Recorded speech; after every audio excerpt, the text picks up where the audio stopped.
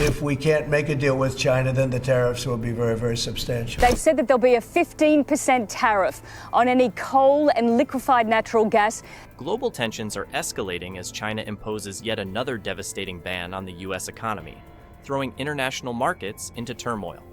Meanwhile, Canada has issued a chilling threat to cut off U.S. LNG exports, adding fuel to the fire. The broader the tariffs, the worse it's going to be for the world economy. As the geopolitical standoff intensifies, the world watches in disbelief at how this volatile situation could reshape global trade and energy dynamics. The trade war between the U.S. and China has reached a boiling point, transforming into a full-scale economic showdown with global implications. But China is a different story. A 10% tariff on Chinese imports. Trump's sweeping decision to impose a 10% tariff on all Chinese imports, targeting a staggering $450 billion worth of goods, is a high-stakes gamble.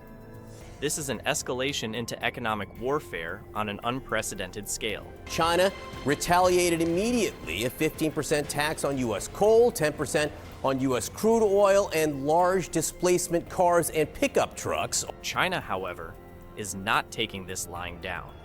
In a series of calculated counterattacks, Beijing has imposed tariffs on critical U.S. exports, such as coal, LNG, crude oil, farm equipment, and big engine sedans. Also, an investigation into Google for allegedly violating their anti-monopoly regulation. Beyond tariffs, China has turned its sights on major U.S. companies like Google, PVH Corp, and Illumina, with Google facing a fresh anti-monopoly probe.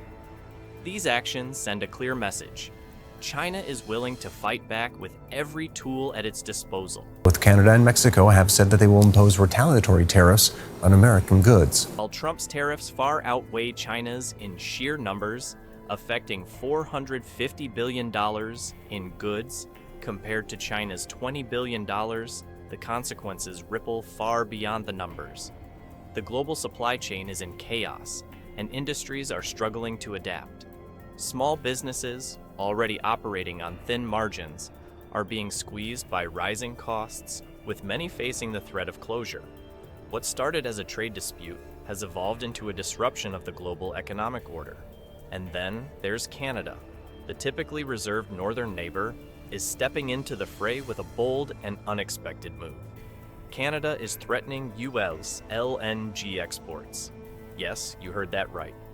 They're looking to position themselves as a major energy supplier to Europe and Asia, aiming to fill gaps created by the U.S.-China tensions. 15% on U.S. coal and liquefied natural gas, and 10% for crude oil. Not only Canada, China has imposed a 15% tariff on LNG and coal imported from the U.S. For the U.S., the timing couldn't be worse. Disruptions to LNG exports would further weaken its position in the global energy market. And for an economy already rattled by the fallout of its trade war with China, this added instability could spell trouble. Markets are already volatile, and this new twist is only adding fuel to the fire. We are firmly opposed to this unwarranted increase, and we do believe that this is in violation of the WTO rules. So that's why China is filing a complaint. While Trump and Xi remain silent, China is making bold moves to secure its footing in this trade battle. The permanent representative of China in the UN has filed a complaint against the US too. And one of its most significant plays? Tightening control over critical materials like tungsten. Tungsten might not be a household name, but it's a lifeline for industries like electronics, military equipment, and even renewable energy. By restricting its export, China is showing its cards. They control essential supply chains, and they're willing to use this control as leverage. Tesla is raising the prices of its cars in Canada. The effects of these restrictions are already being felt. Tesla, for example, could be in serious trouble. China's new 10% duty on US-made electric trucks is a direct hit on Elon Musk's Cybertruck, a vehicle that Tesla had high hopes for in the Chinese market. For a company heavily invested in China's booming electric vehicle demand, this is a big blow. and double it when it comes to made in Canada electric vehicles. Not only China, political leader Jagmeet Singh is also proposing tariffs on Tesla vehicles in response. Tesla hasn't responded publicly yet, but it's clear that China isn't just targeting industries. It's going after symbols of American innovation. They're also going to impose new export controls on metals. They're adding 2 U.S. companies to a sanctions list, including the parent company of Tommy Hilfiger and Calvin Klein. The impact doesn't stop with companies like Tesla. The defense sector, which relies on tungsten for military equipment, could be staring down major setbacks. A shortage could lead to delays in production, affecting everything from weapons to critical systems. In a world already on edge with rising geopolitical tensions, this is the last thing Western militaries need. Tech companies are also bracing for the fallout. Tungsten is a key ingredient in semiconductors and electronic components, which power everything from smartphones to advanced AI systems. If China continues to restrict exports, the global tech industry could face supply shortages and skyrocketing costs. For the West, this is a stark reminder of how much they depend on China for these materials, and how vulnerable that dependency makes them.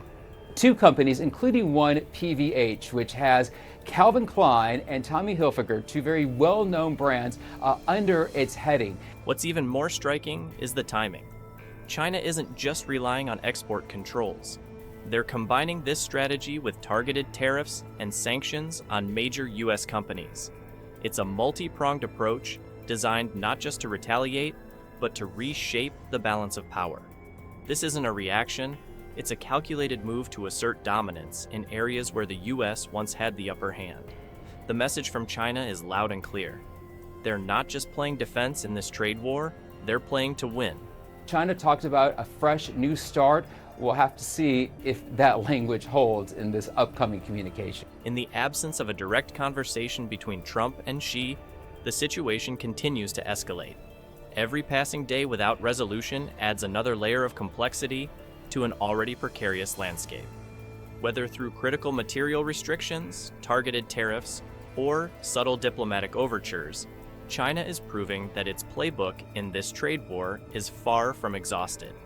For the U.S., the challenge lies not only in responding to these moves, but also in ensuring that their countermeasures don't inadvertently escalate the conflict further. And let's not forget, the EU has been quietly bracing for this kind of economic standoff for a while. With Trump's track record of making tariffs his weapon of choice, the EU knows it's only a matter of time before the other shoe drops. The question is, will anyone be ready when it does? Number 1 is the people that have poured into our country so horribly and so much. Number 2 are the drugs, fentanyl, and everything else. Here's where things get really complicated. Trump isn't just sticking to trade disputes. He's taken a sharp turn into public health territory. His ultimatum to China?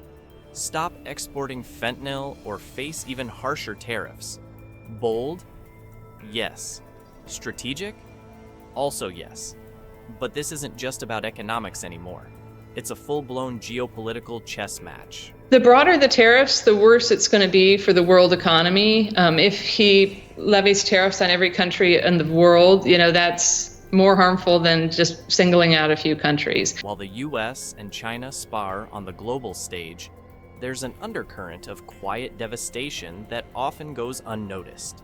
Supply chain shocks are hitting industries like tech, automotive, and agriculture hard.